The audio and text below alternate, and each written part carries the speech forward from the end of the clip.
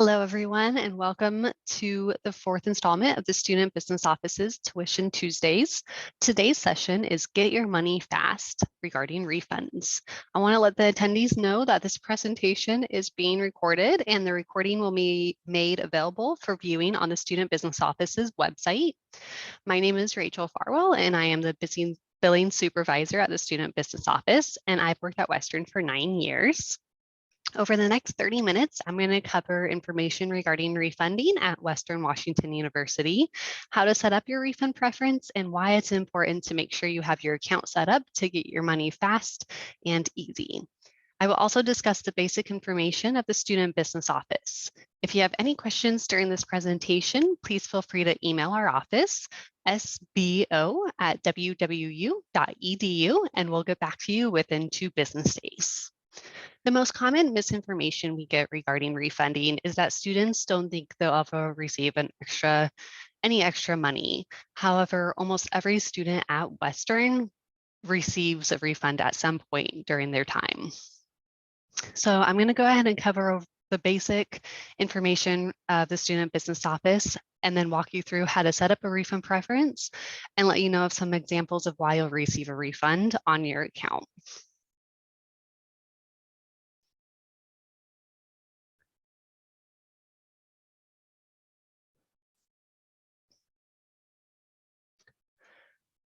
Okay, so the Student Business Office offers many different services. There are multiple other units that are also part of our department. The revenue unit, who's responsible for processing all the payments that come into the university, including tuition payments, grants, and third-party vendors. And then we have the billing unit, which is where myself, along with 2 other full-time staff members and about 7 student employees work.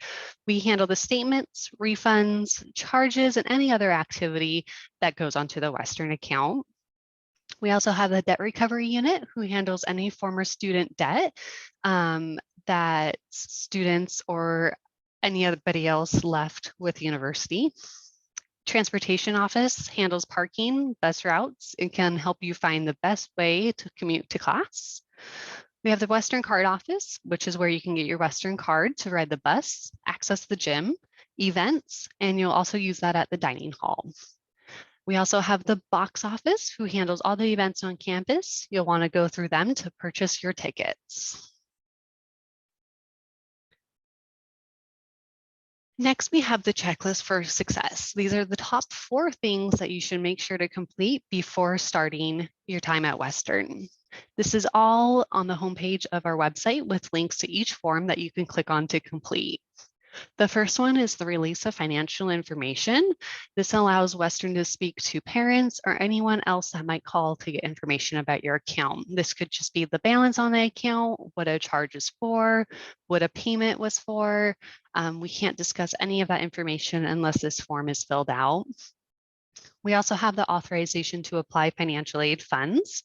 This must be completed to allow financial aid funds to pay for more than just tuition fees and room and board. So it would pay for bookstore charges, medical service charges, replacement Western ID card. And then we have the payer invitation. This allows you to designate a parent or third party to view your balance and make payments to your account. This is their own login and password that they'll use, and then they'll also receive information regarding statements. And then we have direct deposit, which must be completed to prevent any delay in financial aid or other credit balance refunds to disbursements. Make sure to sign up at refundselection.com. So the first question you might be asking is why you'll get a refund. As I stated before, just about every single student will get a refund at some point when they're here at Western. Here are some examples of what could cause a credit on your account and have the money get refunded back to you. So the first example is dropping a class during full or half refund period. Let's say a student registers for 10 credits on September 16th, and they pay off the account on the first day of class. Then they drop a 4-credit class, which brings it down to only 6 credits, and you're in the full refund period. So you get those 4 credits refunded back to you. Another example would be returning a bookstore purchase. Let's say you go to the bookstore, you buy your textbook, you pay off your account in full at the beginning of the quarter, then you realize you don't need that book anymore, so you return it. That bookstore credit will show up on your account and it will be refunded directly to your refund preference that you set up. Our third example is the financial aid disbursement. So for example, your tuition for fall quarter, let's say, is $5,000. However, your financial aid, either grants, loans, scholarships, waivers, those add up to $6,000. That means your financial aid will pay your balance on your account, and then you'll get refunded the difference, which in this example is $1,000. A lot of students use this refund to pay for rent, food, utilities, which is why it's important to get your refund preference set up and get your money fast. Some other little reasons that you could get a refund is the housing deposit that you pay for when you first move into the dorms. As long as you don't break or damage anything, when you move out, you'll get that $200 housing deposit back. Meal plan changes if you decide, oh, nope, I don't need this much food, or I don't go to the dining hall that often, I want to reduce it, and your account's already paid, you're going to get that refund back for the difference of the meal plan. And then in general, just any overpayments on your account. If someone pays a little bit extra, it's going to get refunded to you. We don't hold refunds on accounts. So who is BankMobile? BankMobile is our third-party refund company. They are a trusted company that serves nearly 800 campuses and has 16 years of service. They're safe and secure, and they will never sell any student data. They have a lot of experience and work with the Department of Education cash management guidelines and all federal banking regulations. So how can I receive my refunds? If you didn't already receive a bright green envelope, then you'll want to go to refundselection.com and select how you want to receive the refund. You'll also receive a personal code via email as well. So direct deposit into your personal checking or savings account that you already have established through a separate bank is probably the #1 way to get your refund. Most students have an account already set up, a bank account set up, and this way the money will just get directly deposited into that bank account. All you need is your account number and routing number, which you can usually get on your online statement if you have online banking, or you can always call your bank and they'll be happy to give you that information. The direct deposit into your personal checking or savings account method does take about 2 to 3 business days to get into your bank account. The other option is direct deposit to the BankMobile Vibe checking account, which is a separate bank account with BankMobile. And this is a FDIC insured checking account specifically for students. And then this way, this refunds usually take 1 to 2 business days. Okay, and so if you want to go and get your code right now, you can go to refundselection.com and then you can enter your personal code. And if you don't have your personal code where it's circle need a code, you'll just want to put in your Western email and you'll get sent a personal code to that email. Now to go back to some basic kind of general information regarding the Student Business Office, this is just a reminder that all tuition, fees, housing, and meal plans are due the first day of class. The last day before late fees is always the 15th of the month. So fall quarter, tuition's due September 22nd. Last day to pay is October 15th before late fees.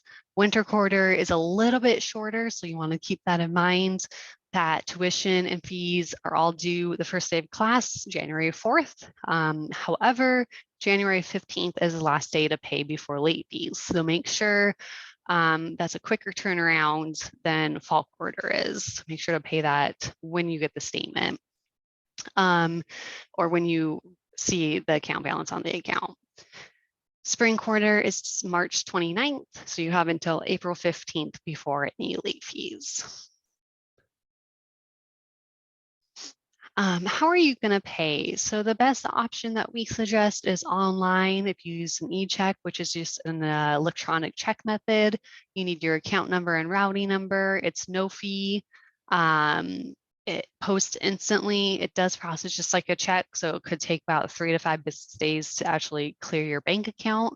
However, it's instant. You don't have to mail a check. You don't have to rely on the post office or it get lost in the mail. That's the number one method that we recommend. The other option is a credit or debit card. That is a 2.75% convenience fee, so do keep that in mind. You can get 529 plans. Those do take up to 14 days, business days, for us to receive those funds. So if you do need to send a check, please allow 7 to 10 business days to arrive. Currently, it's a little bit even more than that. Sometimes it can take 14 business days to arrive. We do not go by the postmark on the envelopes. So if you mail it on the 13th, but we get it on the 16th, we will not go by the postmark date. And you will get a late fee if there's a late fee on your account. Again, the mail has been inconsistent with delivery. So Western recommends if you're paying by check, just use the online check method. You just need your account number and routing number, and it'll be posted on time and you'll avoid any fees. You can pay this 24 hours a day and 7 days a week. The other option is a lot of students do get financial aid that pays directly to the Western account online.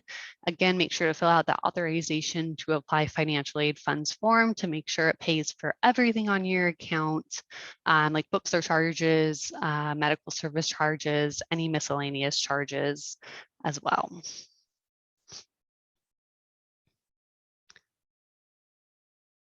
And there is a picture of the e-check. So you just have your routing number, account number, and you just enter that in the system. It's very easy. Okay, so that concludes my presentation. If you have any questions at any time, please reach out to our office via email. Again, sbo@wwu.edu, or our phone number is 360-650-2865. You can also visit our website for more information. Make sure to follow our social media accounts as well. We have the Instagram, we have Facebook and Twitter. And that can remind you with important dates and deadlines. So again, I want to thank you for joining the webinar. And if you have any questions, please reach out to our office. Have a good day.